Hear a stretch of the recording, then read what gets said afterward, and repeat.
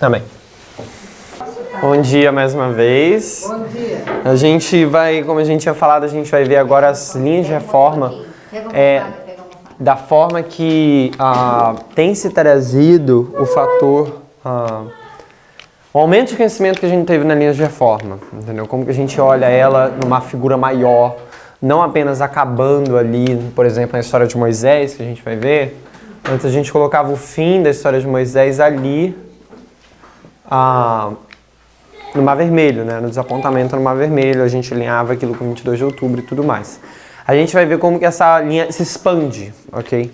E talvez, assim, a gente pode dizer, isso seria a aplicação primária que a gente poderia fazer das linhas, ok? A gente vai ver como que os fractais ajudam a gente a identificar isso. Porque a linha grande seria a primária e dali a gente tira as histórias fractais. Então a gente vai começar pela linha de Moisés, que é o início de Israel antigo. E depois a gente vai para a linha de Cristo, que é o fim de Israel antigo, tá? Então a gente vai ver aí os marcos. Acho que a gente pode ir fazendo indo marco por marco, né?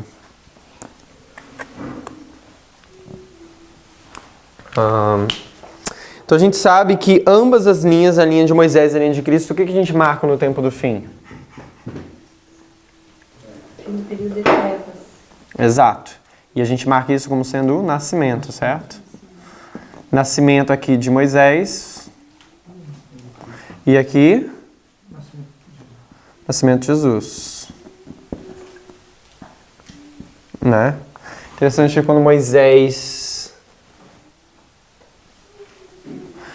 nasce, ele é perseguido, não é isso? Mandam matar. E assim como Jesus nasce também, ele é perseguido pelos romanos, ok? Por Herodes. Então a gente visualiza ali esse fator marcando. E ali é o tempo do fim. Aqui é um período que o povo estava em trevas e nasceu aquele que veio trazer luz, ok? A gente marca isso também aqui como reformador Moisés, que vai fazer a obra. Outro marco que a gente vai colocar aqui nessa história é a cruzada quando eles cruzam o Mar Vermelho.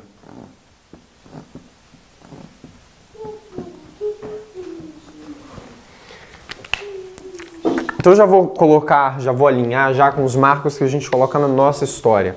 E esse daqui a gente marca como o tempo do fim, não é isso? Para a nossa geração, sendo 1989. A gente entende como sendo o tempo do fim, acredito que todo mundo já está familiarizado com isso.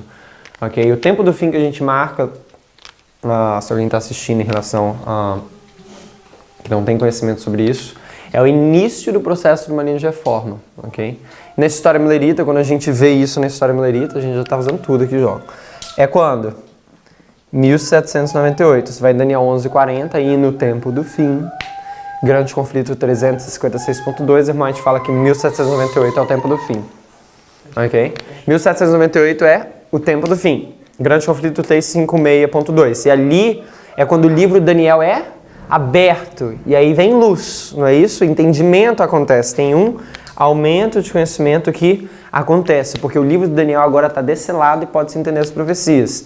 Então aqui começa o movimento de reforma, ok? Miller é levantado aqui como reformador. Aqui vem Moisés, quando ele nasce, okay? Aqui a gente marca o início da sua linha de reforma, aqui é quando Jesus nasce. Você fala, aqui é quando Miller nasce? Não, a gente não está marcando o nascimento de alguém, mas sim o início do processo de uma linha de reforma. Aqui é representado quando Jesus nasce, okay? Que é um cumprimento de uma profecia. Cumprimento de uma profecia, o libertador que ia vir. Cumprimento de uma profecia, o libertador espiritual também que ia vir. Cumprimento de uma profecia, 1260 anos, o fim dos 1260 anos. Ambos marcam o cumprimento de uma profecia. Ambos marcam o tempo do fim. Pra gente é 1989, ok? Daniel 11, verso 40. Isso daí é na revista Tempo do Fim que fala mais sobre isso. Então tá. Por que a gente tá marcando o Mar Vermelho aqui? Porque no Mar Vermelho... o que acontece no Mar Vermelho? Vamos abrir lá em... Nossa, deixa eu ver se eu lembro agora. Eu acho que é 1 Coríntios 10.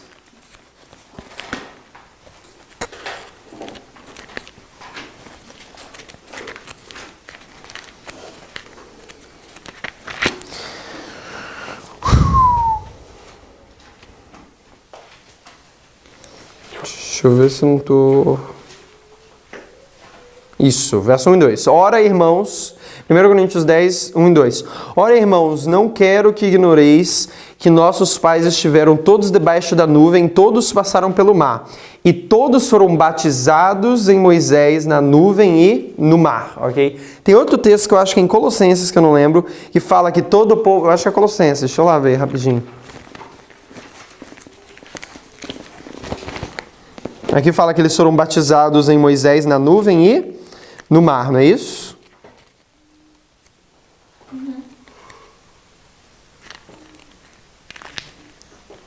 Não sei se eu posso dizer no espírito e nas águas.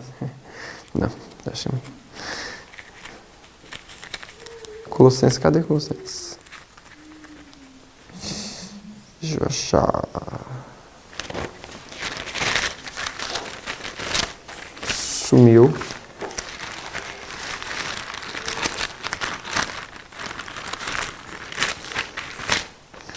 Gente.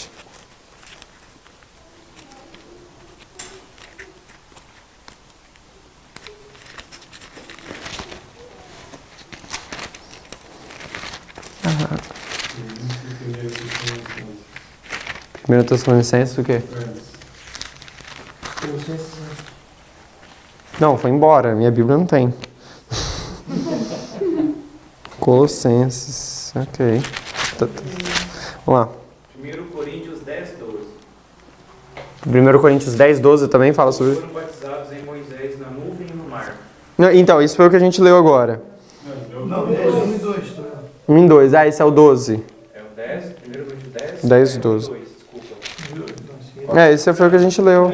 Colossenses agora. Eu não lembro onde eu fui ler.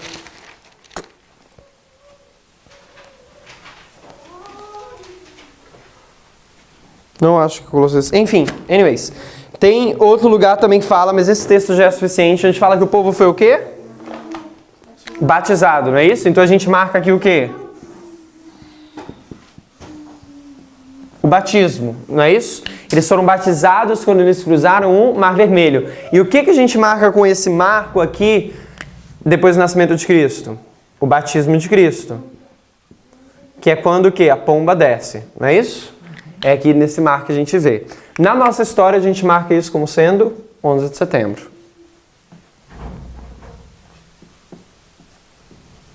11 de setembro, ok? Então 1989...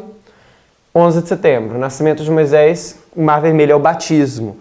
Isso se alinha aqui na história de Cristo com o nascimento de Jesus e o batismo de Cristo, ok? O interessante sobre isso é o que abre o Mar Vermelho. É interessante quando vocês fizerem as notas, se vocês colocarem aqui, é colocar aqui, ó, 1 Coríntios 10, verso 2, ok? Que ajuda nas referências. O que abriu o Mar Vermelho? Vamos em Êxodo 14, verso 21. O que abriu o Mar Vermelho? Vento oriental. O vento oriental. Ok? Um vento oriental vem e abre o Mar Vermelho, tá? A gente pode ir lá ler. Êxodo 14, 21.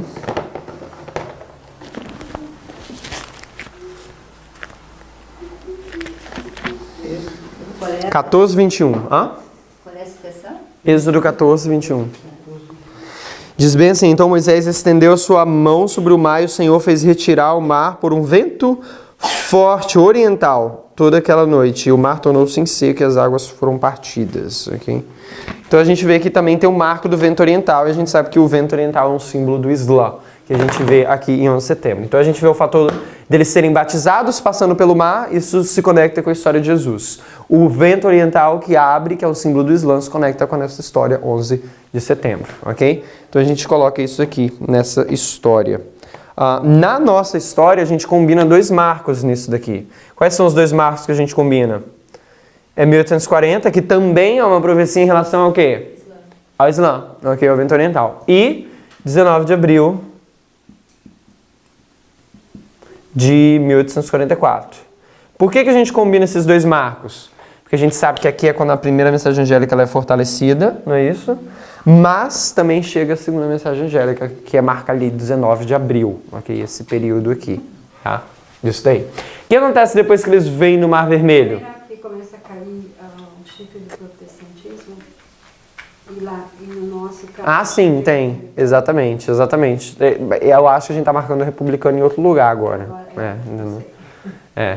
Então, assim, o que acontece depois do povo que eles passam no Mar Vermelho? Pra onde que eles vão? Eles vão pro deserto. Mais uma vez não tem espaço.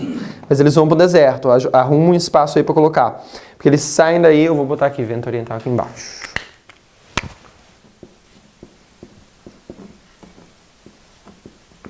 Oriental. Ok. Eles saem daqui e vão pro deserto por quantos anos? 40, não é isso?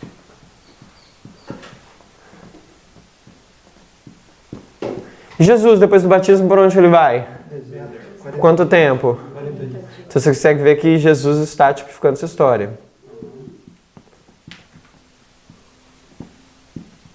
Okay? Não começa o seu ministério logo ali no batismo. Ele passa esses 40 dias no deserto. É bem interessante sobre isso, ok? Vamos só ler sobre isso. E olha que interessante como que essa história... A gente sabe quando a gente fala da história alfa, história ômega, a gente está falando de uma história de falha, uma história de sucesso. Você fala, por quê? Se houve falha na alfa, tem que ter o quê? Uma ômega, né? Não existiria história ômega se não fosse o alfa que falhou. Aí você fala, como é que você pode provar isso? Pensa na história do começo do mundo. Se Adão e Eva não tivessem falhado, não haveria o quê? Um fim do mundo, ok? Então, assim, o motivo que a gente tem um ômega é porque o quê? Foi falha no alfa. Okay? Lembra que era para essa nação ser luz para as outras nações, ok? Tem todo esse fator. Então tá. O que acontece aqui? Eles vão 40 anos do deserto, é uma história de quê? De falha. Eles falham o tempo todo, ok? E Jesus, quando ele vai os 40 dias no deserto, como que é essa história? É uma história de sucesso. Ele vence a tentação e vence tudo, ok? Então é interessante como que aqui a gente já vê que essa é uma história de falha, essa é uma história de sucesso. Estão conseguindo seguir a lógica? Ok? Vamos ler Marcos 1.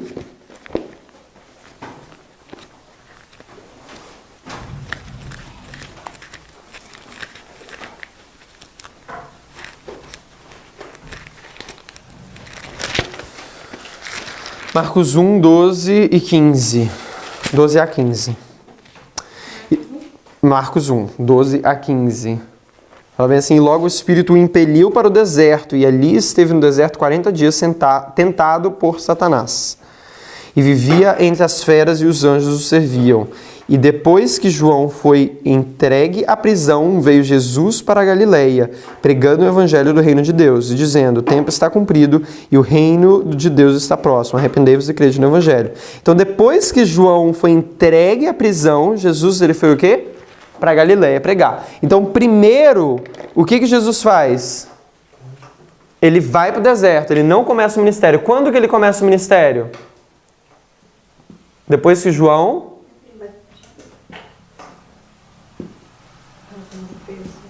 João é preso, ok? E o interessante é que a gente vai marcar isso daqui com a mudança da liderança que aconteceu. E eu estou marcando isso daqui no lugar errado.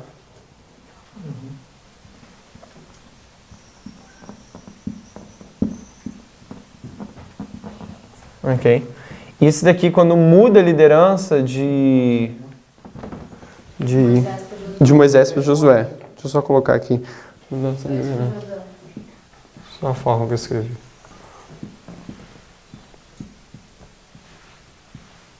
Ok. O que foi um dos motivos que fez a mudança da liderança acontecer? Porque Moisés bate na rocha. Ok? Em relação a isso, a gente...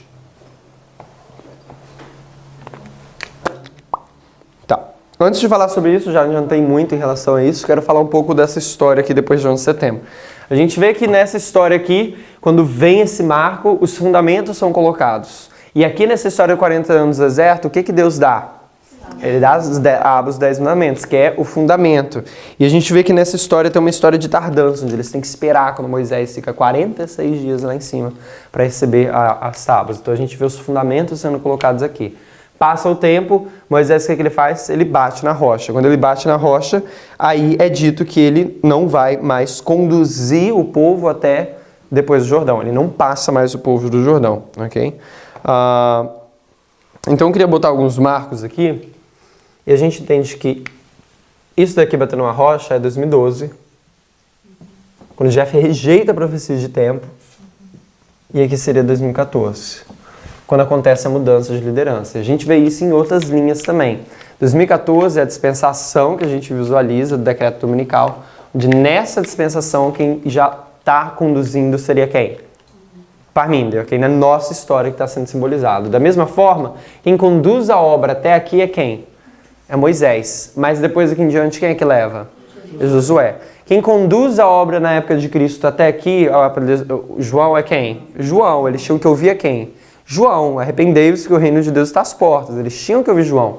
Mas depois, quem é que leva a obra adiante? É Jesus, ok? Nessa história aqui de baixo, quando a gente vê aqui, qual foi o ponto de virada que aconteceu? E isso é mais uma evidência para a gente marcar 2014 como isso. É no dia 21 de julho. No dia 21 de julho, o que acontece? Samuel Snow que começa a trazer a mensagem do clamor da meia-noite. A partir desse momento, quem é que você tem que ouvir? É Miller ou Samuel Snow? Samuel Snow, você tem que parar de ouvir Miller, porque aliás Miller vai se lutar contra a mensagem do clamor da meia-noite. Então, desse momento para cá, esse é o ponto intermediário. Qual é o ponto intermediário nosso?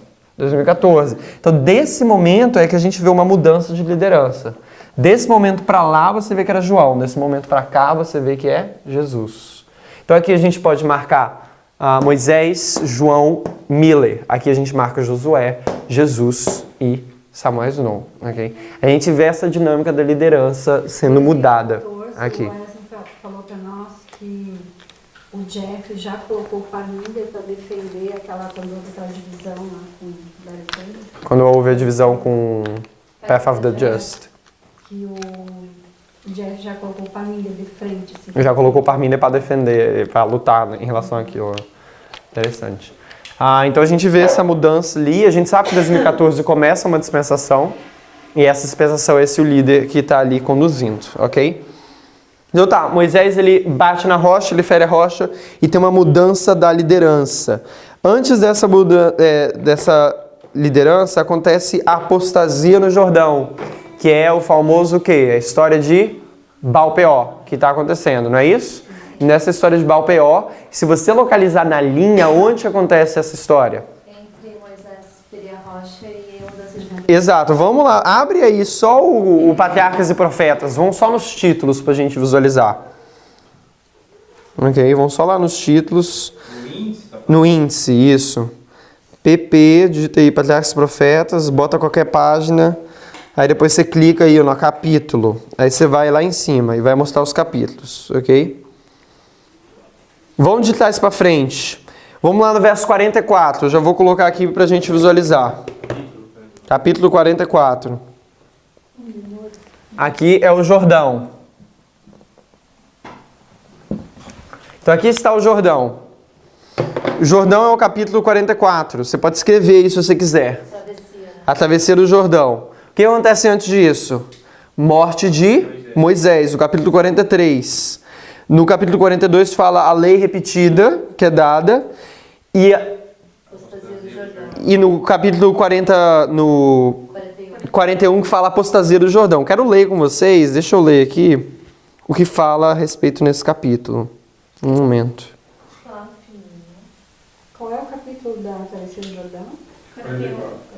A mudança de liderança acontece no capítulo... A travessia 44. O capítulo, olha só, a mudança de liderança acontece no capítulo 42. Clica aí no capítulo 42.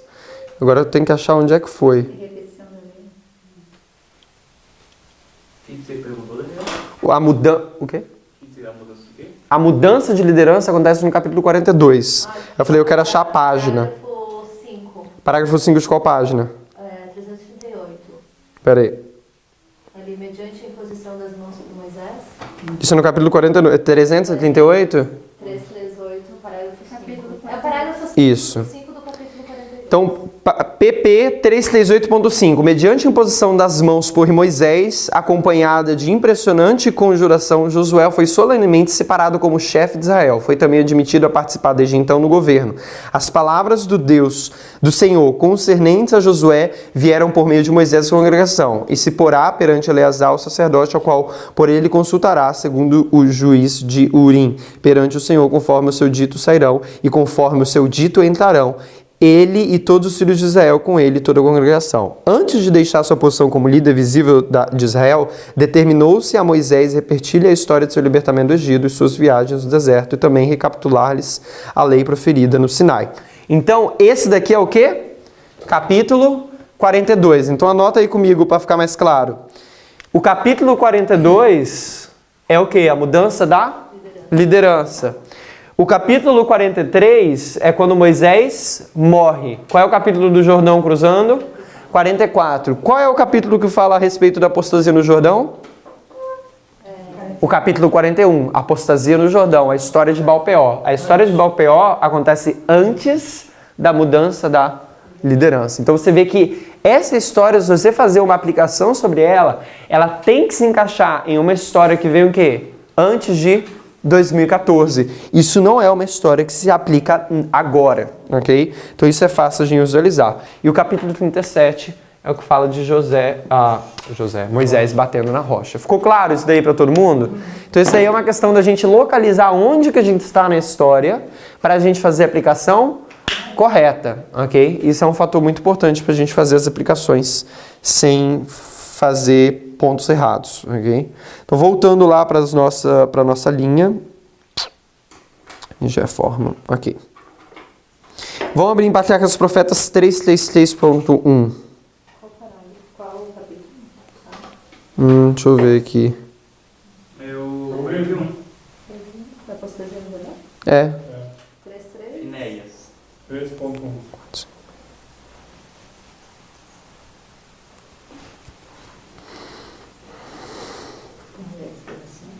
Como é? 333.1. Começa com desvio. Os juízes que visitaram Israel por causa de... Esse é o 2. Eu falei um? Falei um. Isso, desculpa. Isso, Finéias. Isso, obrigado. Finéias desviou a minha ira sobre os filhos de Israel. Eu acho que eu estou falando errado, então. 333.1. Isso aí. Finéias desviou a minha ira de sobre os filhos de Israel. Foi a mensagem divina, portanto disse: eis que lhe dou o meu concerto de paz e ele é sua somente... Gente, está errado. Os juízes é o próximo. Isso, é o próximo, desculpa, é 36.2. Os juízos que visitaram Israel por causa de seu pecado em Sitim destruíram os sobreviventes daquela vasta multidão que quase 40 anos antes incorrera nessa sentença. Certamente morrerão no deserto. A contagem do povo feita por determinação divina durante o seu acampamento nas planícies do Jordão mostrou que dos que foram contados por Moisés e Arão, o sacerdote, quando contaram aos filhos de Israel no deserto de Sinai, nenhum deles ficou senão Caleb, filho de Genofé, e Josué, filho de Nun. Então eles contaram o povo, depois dessa apostasia que aconteceu ali em Baal-peor, que saiu destruindo todo mundo. Só quem ficou vivo por causa da apostasia que aconteceu aqui no início foi Josué, Caleb. Ok, 40 anos depois. Tá? Então a gente vê essa coisa acontecendo aqui. Então você vê que o pessoal que vai entrar realmente na Terra Prometida não são aqueles que abriram a apostasia ali. Ok? Isso é 331.2. 333, desculpa. 333.2, tá? Tem uma mudança de liderança e o trabalho de Josué acabou. Vamos para 338.4 agora.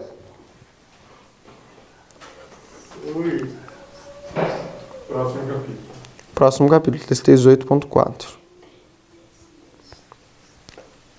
O Senhor ouviu. Você leu já, mediante posição de mãos. O Senhor ouviu a oração de seu servo e a resposta veio: toma para ti a Josué, filho de Nun, homem em quem dá... A gente já leu ele? E apresenta Eleazar sacerdócio. Exato, é o capítulo que fala a respeito disso daqui. Então, se vocês quiserem marcar 338.4 nas notas, se vocês quiserem escrever para ficar melhor, tá? O que acontece depois? Moisés morre. E ele não entra em Terra Gloriosa, ok? Isso é o capítulo 43, vamos ler Deuteronômio 34, verso 4 e 5.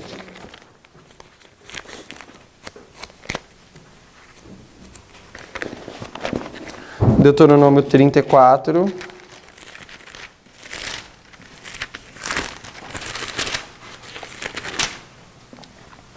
Quatro e 5. E disse-lhe o Senhor: esta é a terra que jurei a Abraão, Isaque e Jacó, dizendo: a tua descendência a darei. Eu te faço vê-la com os teus olhos, porém lá não passarás. Assim morreu ali Moisés, servo do Senhor, na terra de Moabe, conforme a palavra do Senhor. Okay? Então ele não é permitido entrar. Ele vê, mas ele não entra. Vamos para Josué 1, verso 1. E sucedeu depois da morte de Moisés, servo do Senhor, que o Senhor falou a Josué, filho de Num, servo de Moisés, dizendo: Moisés, meu servo, é morto. Levanta-te, pois, agora, passa esse Jordão, tu e todo esse povo, a terra que eu dou aos filhos de Israel. Todo lugar que pisar a planta de vosso pé, vô-lo tenho dado, como eu disse a Moisés, desde o deserto do Líbano até o grande rio, o rio Eufrates, toda a terra dos heteus, e até o grande mar, para o poente do sol, verá o vosso termo. Eu quero ler o verso 5. Ninguém te poderá resistir todos os dias da tua vida. Como fui com Moisés, assim serei contigo. Não te deixarei, nem te desampararei. Ok? Então, o que eu quero que a gente visualize é, se quiser escrever Deuteronômio 34, a gente leu.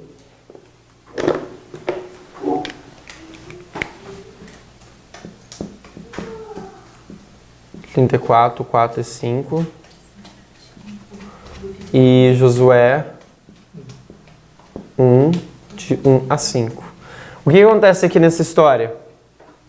Deus está falando o quê? Assim como eu fui com o primeiro líder, eu vou ser com o segundo. Na nossa história, a gente vê essa mesma dinâmica acontecendo aqui em 2019. Assim como Deus guiou a gente através do ministério, do trabalho de Jeff, assim Ele também vai fazer com quem? Com Parminder, com a Tessa, ok? Então, assim, ele fala, passa esse Jordão. E a gente está aqui hoje, aqui em cima do Jordão, passando isso, 9 de novembro de 2019. E assim como Deus foi com Jeff, assim também ele vai ser com Parminder e com a Tessa, ok? O que eu quero que a gente visualiza é que aqui, quando eles vão passar o Jordão, a voz de quem que eles estão ouvindo? Eles estão ouvindo a voz de Moisés?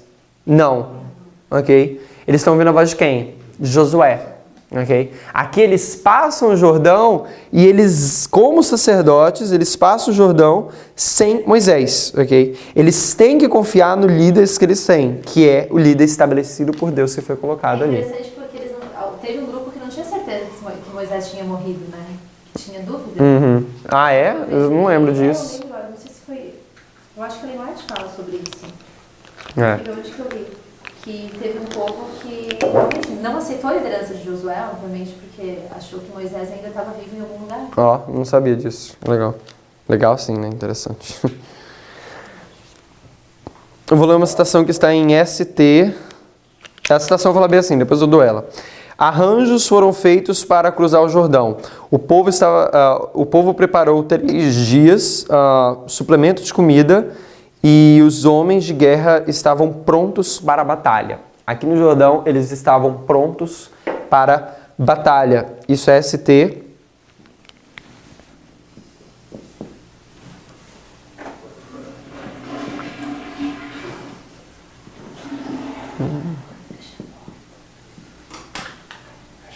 Parte 4. Parte 4. ST abril 7, 1871, parte 4. Só fala que é interessante, eu acho o ponto que fala que eles estavam prontos para a batalha. Eu queria que a gente lesse lá em Josué, vamos em Josué 3, porque essa história de Josué está ilustrando o que a gente está passando agora. Eu queria que a gente lesse Josué 3, verso 5. Lembrando que isso é ráfia, isso é hoje. E aonde agora? Literalmente. Uhum. Josué 3. 3, a gente vai ler do verso 5 ao 12. Disse Josué também ao povo: santificai-vos, pois amanhã fará o Senhor maravilhas no meio de vós. Isso é no dia anterior, ok?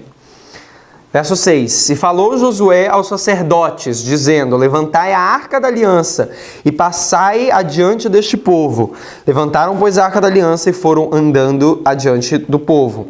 E o Senhor disse a Josué: hoje começarei a engrandecer-te perante os olhos de todo Israel, para que saibam que assim como fui com Moisés, assim serei contigo. Tu, pois, ordenarás aos sacerdotes que levam a arca da aliança, dizendo: quando chegardes à beira das águas do Jordão, parareis no Jordão.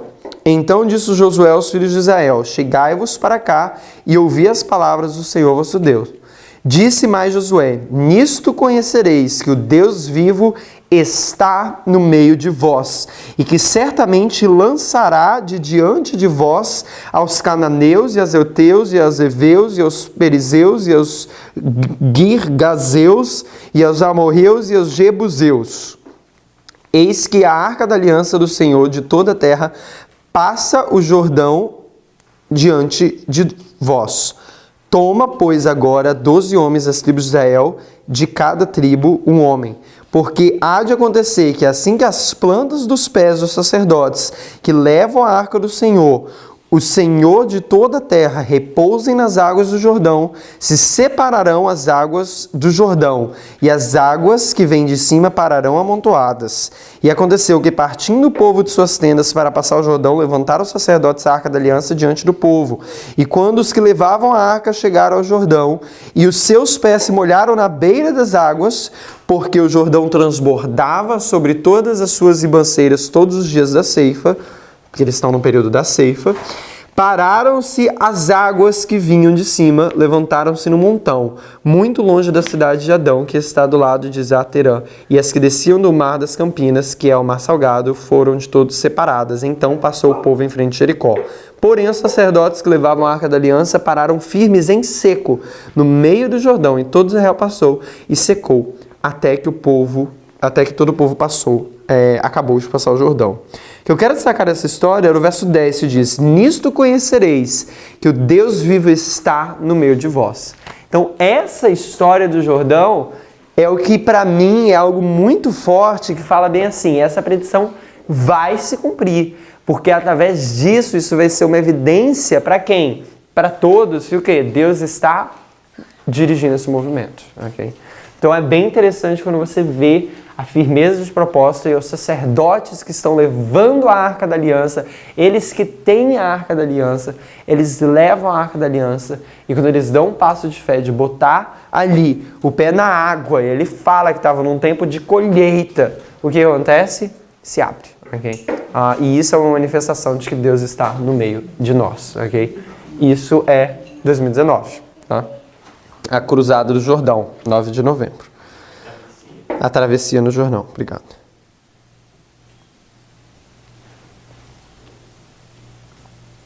Eu vou finalizar aqui a linha, depois eu volto aqui na linha de Jesus. Eu comecei de um jeito e de outro. Para finalizar, eles cruzam o Jordão e depois eles se preparam para lutar contra quem? Jericó. Vem com Josué. Lutar em Jericó. E ali em Jericó é que começa, o que começa ali? Primeiro, aqui o povo, os sacerdotes, eles passam por essa experiência, e todo o povo passa por essa experiência, mas a partir daqui que começa o quê? A conquista dos povos, ok? Jericó ali que é derrubado, e ali começa a conquista da terra gloriosa, que a gente vai dizer, começa ali a batalha. Conquista Jericó e depois Ai, ok? A gente acha lá em Josué, capítulo 6, se não me engano, ok? Esse daqui foi o passo 1 para a conquista de Canaã. E é interessante que aqui eles têm que também reconhecer a voz de Deus, ok? Vamos abrir lá em 4T. Peraí, deixa eu abrir. 162.4.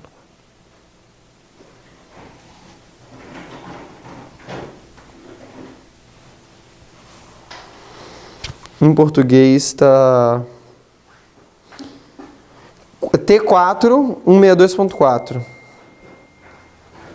T4. Testemunhos para a Igreja 4, 162. 4. 162.4. T4, só botar. Não é 4T, T4, 162.4. Como um povo, falta-nos fé. Pouco nesses dias seguiram as orientações dadas através dos servos escolhidos de Deus, tão obediente quando os exércitos de Israel na tomada de Jericó. O capitão do exército do Senhor não se revelou a toda a congregação, comunicou-se somente com Josué, o qual relatou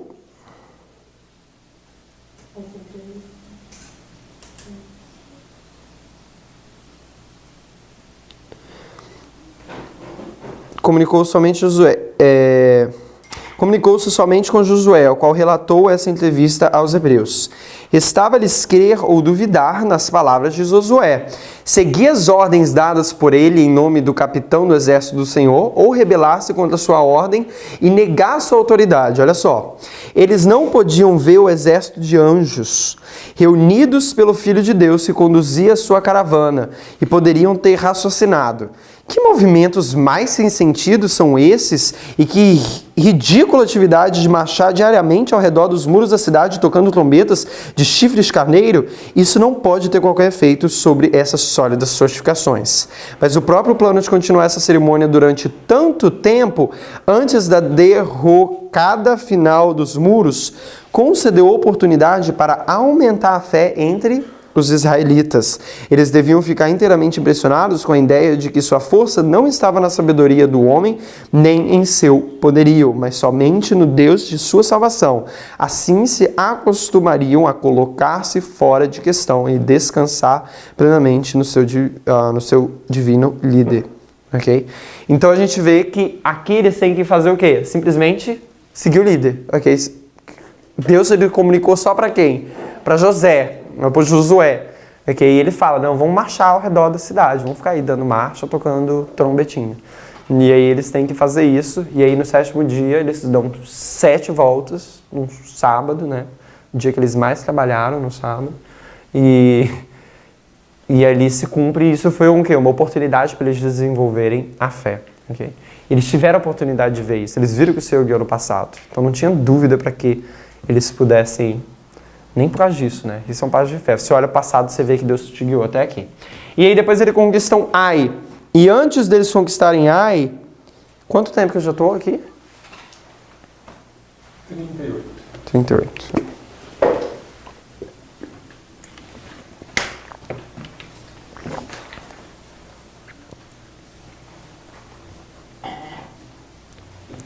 Antes deles conquistarem Ai, tem um problema que acontece no povo, lá em Josué 7. Com Acã. O pecado de Acã. Capítulo 8 fala, Ai é tomada e destruída. Tá vendo? A gente tá falando de uma coisa que acontece bem antes, aqui um pouquinho antes da tomada de Ai, tá? A gente vai lá no verso 19 e 21. Então disse Josué a Acã, filho meu, peço-te glória ao Senhor Deus de Israel e faze confissão perante ele e declara-me agora o que fizeste, não me ocultes. E respondeu, verso 20 agora. Capítulo 7. O capítulo 8 é quando toma Ai. Aqui, a gente está no capítulo 7, agora no verso 20. E respondeu Acã a Josué e disse, verdadeiramente pequei contra o Senhor Deus de Israel e fiz assim e assim. Verso 21, quando vi entre os despojos uma boa capa babilônica e 200 ciclos de prata e uma cunha de ouro de peso de 50 ciclos, cobicei e tomei-os. E eis que estão escondidos na terra no meio da minha tenda e prata por baixo dela. O que aconteceu? Cobiça. Era para eles pegarem alguma coisa? Não. O que ele fez? Pegou. E quando a gente vai para os primeiros escritos, é interessante para mim ter falado disso desde um bom tempo, né? Quais são os dois pecados que acontecem? Um para o povo de Deus e um para o mundo. Cobiça e espiritismo. O espiritismo é para o mundo e a cobiça é para a igreja. Se você for nos primeiros escritos, digita aí, primeiros escritos, vai em qualquer página. Aí você vai lá em cima no índice, clica lá e você vai lá embaixo no final. Nos últimos capítulos, fala assim, o santuário, a terceira mensagem angélica, uma firme plataforma, e vem o quê? Espiritualismo. Se você vê isso, é os ardis de Satanás para enganar quem? O mundo. Próximo capítulo, cobiça. Os ardis de Satanás para enganar o quê? A igreja, ok? E aí o que vem? Capítulo seguinte, a sacudidura. Os pecados de Babilônia, que é o quê? É o decreto dominical. Então você consegue visualizar essa história que a gente está tratando... Cadê a preta vermelha? Achei.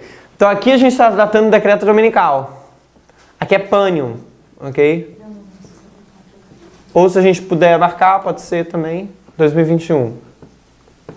Ok? Então antes do decreto dominical, que é a sacudidura, que é que é os pecados de Babilônia, que vem aí, ó, os pecados de Babilônia, o alto clamor, isso daqui é a história do quê? Do decreto dominical. Antes disso, o que acontece? Cobiça, ok? Que isso é colocado ali no pecado de Acã. Então você pode colocar isso daqui como sendo Josué 7, e a tomada de Ai é Josué 8. Não sei como você vai colocar aqui. Josué 8, ok? Pecado de Acã.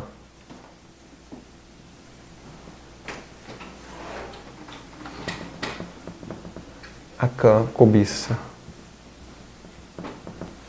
Os ardis de Satanás para destruir a igreja antes aqui do decreto dominical. Ok, então a gente conseguiu visualizar isso daqui.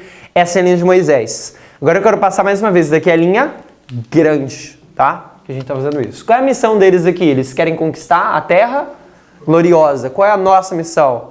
A gente tem que conquistar a terra gloriosa, mas não com armas. Na verdade, sim com armas, né? Com armas diferentes, que são armas de informação. E esse trabalho que a gente começa a fazer depois que a gente cruza o Jordão, ok? Então, Cristo. Eu não sei o que a gente marca aqui como ele ferindo da rocha, eu não sei se a gente tem esse marco nessa linha. Existe a prisão de João. João é preso e aí começa a liderança por Cristo. O marco principal que a gente entende como sendo aqui o Jordão é a cruz, ok? A cruz de Cristo que marca como 2019. E a gente vai ver isso. A gente vai ter o almoço depois aqui ou a gente vai ter mesmo estudo? O almoço. Então a primeira palestra... Não, na verdade vai ser o Tiago, depois o almoço. Aí depois vai ser eu no final. Depois do Tiago. Eu vou voltar, a gente vai pegar a linha de Jesus e a nossa linha. A gente vai ver como que o fractal dela pontua como que a história de Cristo... Por que ela simboliza Ráfia? Por que ela simboliza 2019? Na linha grande, ok? A gente vai ver... simbolizar exato por que a gente consegue marcar isso daqui, aqui, tá? Acontece aqui a morte de Moisés. E o que acontece antes da cruz também? A cruz da linha grande, A cruz não tem a linha grande, né? Assim, na linha dos sacerdotes, exato. Na verdade tem, porque é o aumento de conhecimento na dispensação de 11 de setembro da decreto dominical. Então, de alguma forma tem. Não tem como marco principal dos 5 primários, né? Então aqui acontece a morte do primeiro mensageiro, aqui acontece a morte do primeiro mensageiro, morte de João, tá? Mas eu quero ler algumas coisas ainda, voltando a falar, do que aconteceu no emprisionamento de João. Abre comigo DTN, Desejado de Todas as Nações, página 116.2. 116.2.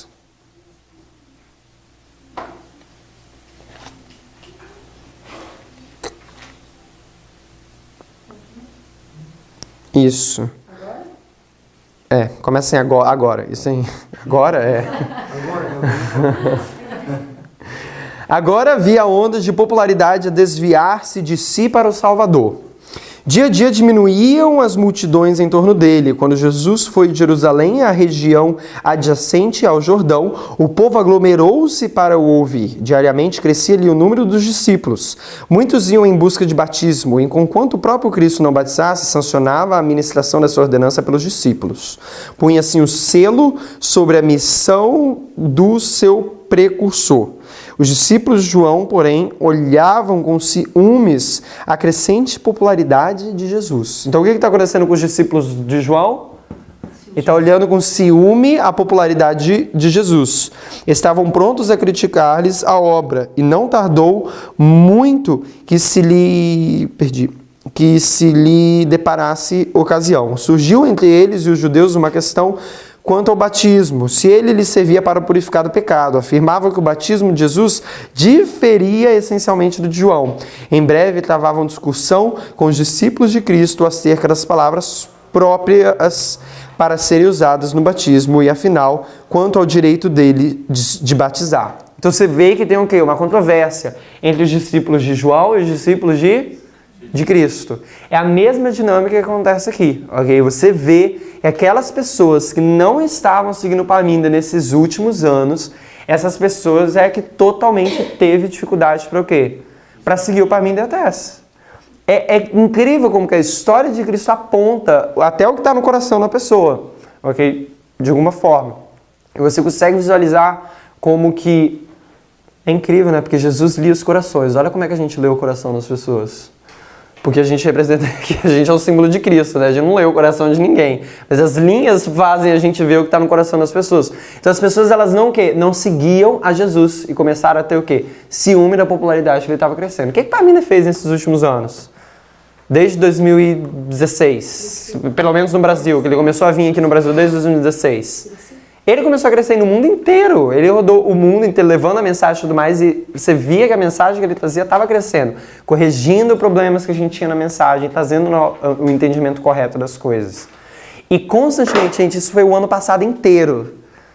Era você estar com Parmínides e você estar com Jeff, você via isso. Os bons discípulos do Parmínides, né? Vocês lembram do Parmínides falando isso? E os bons discípulos do Jeff, exatamente. Eu fui o bom discípulo do Jeff e o bom discípulo do Parmínides. Então você via que tinha essa briga que acontecia. O Jeff falando, os bons discípulos do Parmínides estão o quê?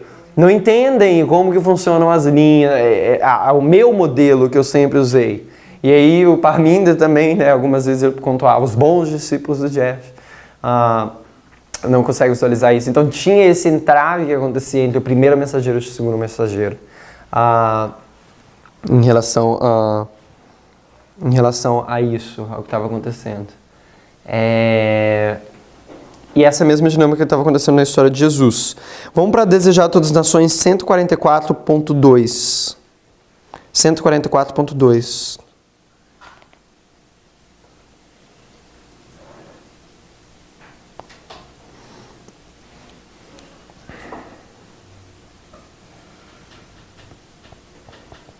Travou o meu aplicativo.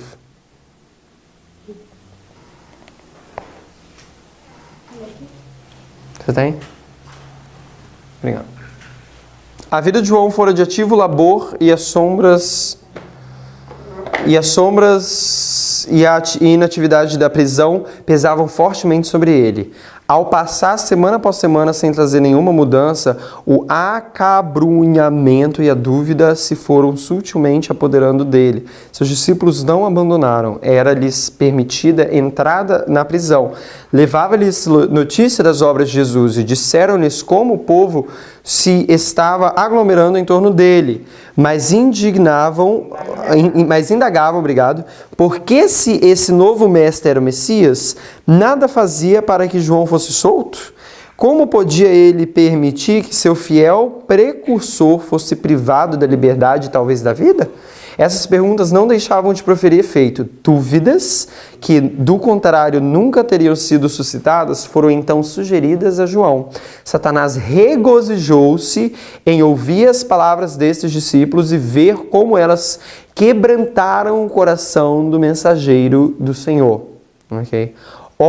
Quantas vezes os que se julgavam amigos de um homem bom e anseiam mostrar sua fidelidade para com ele se demonstram os mais perigosos inimigos. Quantas vezes, em lugar de lhe fortalecer a fé, suas palavras deprimem e desanimam.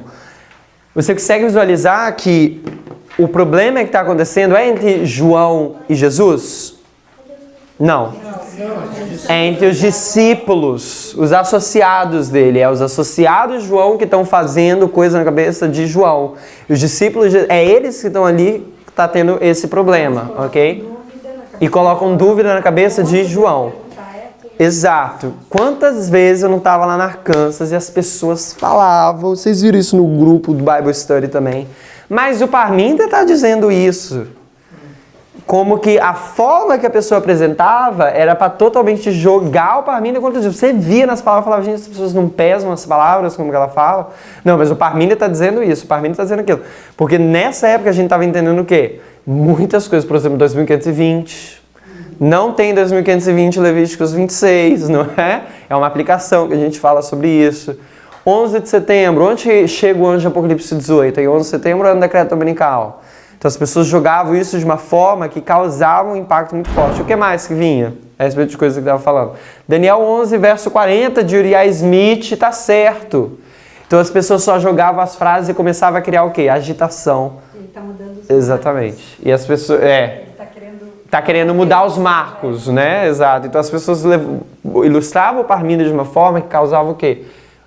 Coisas desnecessárias na mente do Jeff, do primeiro líder. Vamos para o parágrafo 4, só a primeira frase. Como os discípulos do Salvador, João Batista não compreendia a natureza do reino de Cristo. Então João Batista também não compreendia o quê? A natureza do reino de Cristo. Mesmo ele, o que João pregava? Vai vir um rei que vai o quê? Destruir os romanos. Era essa a obra de Cristo? Então, o ungido do Senhor, João Batista, ok, o escolhido para começar esse movimento de reforma, ele ainda tinha as ideias pré-concebidas de quem? Da igreja. Lendo Isaías de forma errada, ok? De Cristo a livrar eles do jugo dos romanos, exatamente. Então, a gente consegue visualizar que nós temos ideias muito pré-concebidas que a gente buscou da igreja. Só que a gente vê que tem um mensageiro que é levantado por Deus para tirar o quê? Para tirar isso, fazer essa reforma no nosso modo de entender os pontos, ok? Então tá, aqui eles estão no cenáculo antes da cruz, eles estão lá no cenáculo, e aí o que Jesus faz? Ele lava os pés deles, não é isso? Ele lava os pés deles e aquilo é um símbolo do quê? De mostrar que o líder, o mestre líder, qual era o papel dele? De servir. E quando Judas vê aquilo, o que ele faz? Ele se levanta e vai embora. Assim a gente visualiza assim, na nossa história de 2019, se vocês verem o vídeo do Parminder, você vai lá na playlist da Campal da Alemanha, um dos últimos, fala Conferência Bíblica 2019. Ele explica toda a dinâmica que aconteceu aqui no dia 31 de agosto, no sábado, no dia que houve a ordenação dos nossos anciãos, e que o Parminder colocou a Tess como sendo uma líder igual, ok, nossa anciã. No mesmo dia começou o quê? A sacudidura no movimento, à noite, a reunião com o Future for America, okay, que é o ministério lá nos Estados Unidos. Por quê? Por causa de questões de organização, de como iria aparecer isso, e ele pontua isso de forma mais clara lá, ok? Então a gente vê que Judas, ele não gosta desse tipo de liderança, que é aquele que é o mais alto, é aquele que tem que servir mais, e ele simplesmente não suporta aquilo, ele levanta e vai embora, ok? Algumas características interessantes também que a gente vê é que Judas é aquele que cuidava do quê? Da tesouraria, cuidava do dinheiro, do movimento de Cristo. E a gente sabe que o Future for America era o que bancava grande parte dessas atividades. E ele é o que tem o dinheiro completamente, a maior parte do dinheiro do movimento. Depois da cruz, tem um momento que eles vão levar o evangelho para ainda o povo de Deus. Isso é o Pentecostes.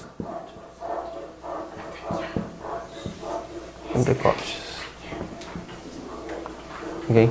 E depois, no ano 34, que é o apedrejamento do Estevão, o que acontece? O evangelho vai para o mundo. Então, esse marca a decreto dominical.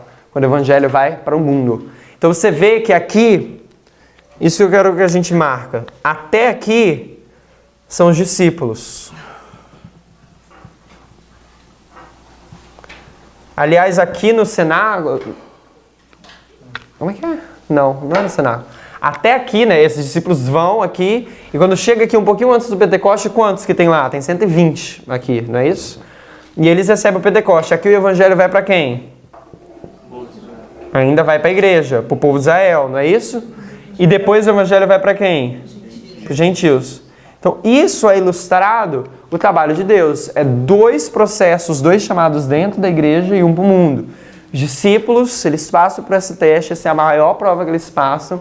Vem aqui no Pentecostes, o evangelho vai para o mundo? Não, o Espírito Santo desce, o evangelho vai ainda para a igreja. Quando vem o apedrejamento no ano 34, aí sim o evangelho vai para os gentios, isso simbolizando a nossa história. Nossa história, 2019 é o nosso maior teste, a grande crise. 2021 é pânio, a gente marca como levando o quê? O evangelho para os levitas. Levamos o evangelho para os levitas ainda dentro para a igreja, o povo de Deus. E aí no decreto dominical, o que a gente faz? A gente leva o evangelho para o mundo, tá? A gente finalizar aqui, a gente marcando isso na história dos mileritas, a cruz nessa linha seria 22 de outubro de 1844. E aqui a gente marca o ano de 1850 como sendo os pecados de Babilônia, o decreto dominical. Presta bem atenção aqui nesse ponto. Quem é que passa por esse primeiro teste aqui? São os mileritas.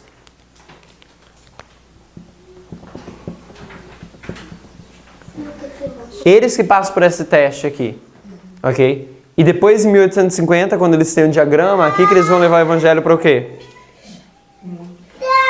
Para o mundo. O diagrama de 1850 foi um diagrama preparado para fazer o quê? Evangelismo público. E a gente vê isso aqui em 1850. Eu não sei qual é a marca que a gente coloca. A princípio, agora a gente não tem como colocando aqui onde que a gente marca. Mas nesse período aqui, eles ainda estão o quê? Juntando para fazer o quê? Juntar os fundamentos. Falando bem assim, olha, esse é o ponto, tá? Então a gente vê esse ponto aqui, os mileritas, e depois o mundo só aqui. Então aqui esse primeiro grupo, ele tem a sua aprovação fechada aqui. Depois volta para a igreja, depois para os gentios. A gente vê aqui os sacerdotes, a gente vê aqui nesse período quando o evangelho vai para os levitas, e aqui quando o evangelho vai para o mundo, ok? Eu acho que ali 22 de outubro ficaram 50, lembra que a gente sempre... Ficaram 50. Então depois, até 1850, quando eles fazem Até aqui já tem mais gente, né? mais gente, então, Exato, então tem um grupo aqui. protestantes mesmo. Exato. Ou seja, para a igreja. A igreja, né? Para os protestantes. Exato. Exatamente. Então é isso. O que a gente vai fazer na próxima palestra é o seguinte. A gente vai pegar a história de Cristo e a gente vai ver como que ela simboliza mais a nossa história. Por exemplo, a gente sabe que a gente tem a história de Israel Antigo. Isso daqui é o início de Israel Antigo. Ok? Isso daqui é o fim de Israel Antigo. Tá? Isso daqui é a história de Cristo. Isso daqui é a história de Moisés. Ok? Israel Antigo. Se a gente for para a história de Israel moderno, quando que é a história do início de Israel moderno? A história dos mileritas. E a história do fim de Israel moderno? 144 mil. A nossa história que a gente está vendo hoje. 144 mil. Okay? Então, quando a gente vê isso, a gente vê que a história do fim de Israel antigo, elas se paralelam de forma mais igual com a história do fim de Israel moderno. Por isso a história de Cristo e a nossa história ela tem mais similitudes. E aí a gente vai ver como que essa história paralela com a nossa em relação aos fractais dos sacerdotes, os levitas e os netineus. A gente vai ver esses pontos em detalhes, tá? Alguém tem alguma pergunta? Não? A Mari estava dizendo ali sobre os 50 e depois que aumentou a quantidade. Isso então foram os levitas, né? Que fizeram que esse número aumentasse. É isso que ela... Exato, teria que ser. Esse grupo que aumentou seriam as pessoas da igreja que entraram antes aqui de se preparar para levar o evangelho para o mundo, né? Exato.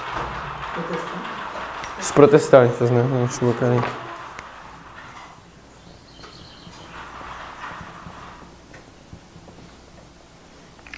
Ok.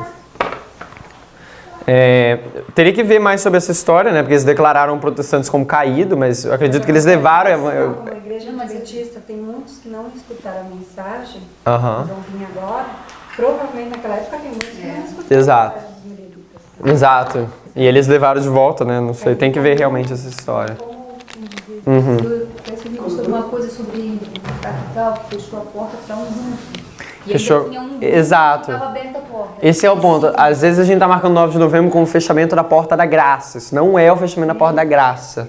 Isso é o fechamento da aprovação para esse grupo. Esse povo teve um teste. Aqueles que permaneceram passaram no teste. Isso não quer dizer que a intercessão acabou. É um teste profético. Ok? Não é um teste moral. Aqueles que entrarem para a mensagem a partir de agora são o quê? Então, a gente entende, isso é um ponto importante, que daqui até o Pentecostes tem os 40 dias com Jesus, né? E depois os 10 dias dos discípulos entre eles, ali sozinhos, até receberem a chuva. É aqui que a gente faz a colheita dos levitas. Então, se a gente vai entrar agora até... Não sei como vai funcionar. Realmente assim, eu não sei. Mas, não sei, porque o período do sacerdote acabou já. Entendeu? Mas eu não sei se a gente pode dizer que aqui entra sacerdote mais. Tá, mas aqueles discípulos que entraram, então, foi considerado como discípulos? Eu não sei quem entrou aqui. Tentou, né? Não sei, eu realmente não tenho conhecimento dessa história. Eu acho que isso é um dos mistérios que a gente tem para descobrir agora. O que acontece com as pessoas que entram agora? Porque isso daqui é a gente realmente com Jesus aprendendo as coisas que a gente precisa aprender, aprendendo como levar o evangelho para o mundo de forma correta, para a igreja para o mundo de forma correta.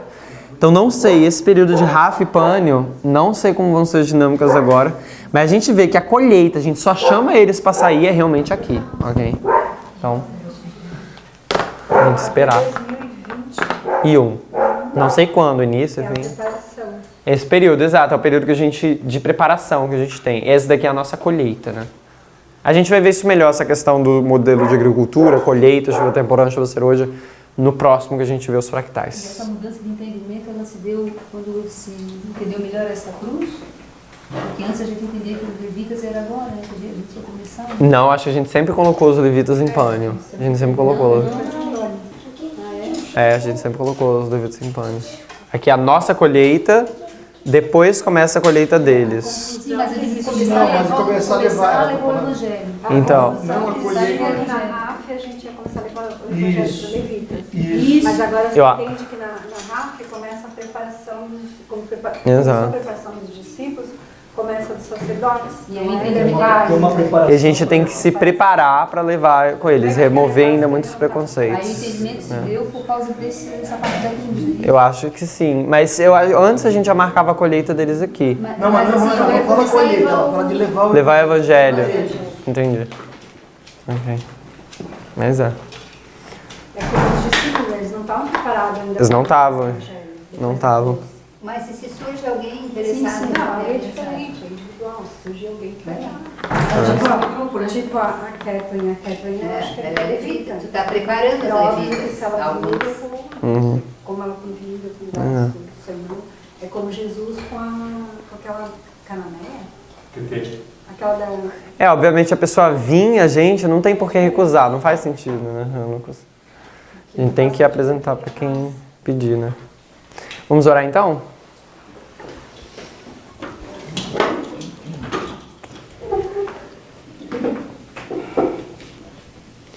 Pai Celeste, muito obrigado por mais esse estudo. A gente pede que o Senhor possa continuar conosco durante esse dia, que a gente possa ter entendimento mais claro das Tuas verdades. E que você possa abençoar também o alimento que a gente vai comer agora. Em nome de Cristo Jesus, a gente agradece e pede. Amém. Amém.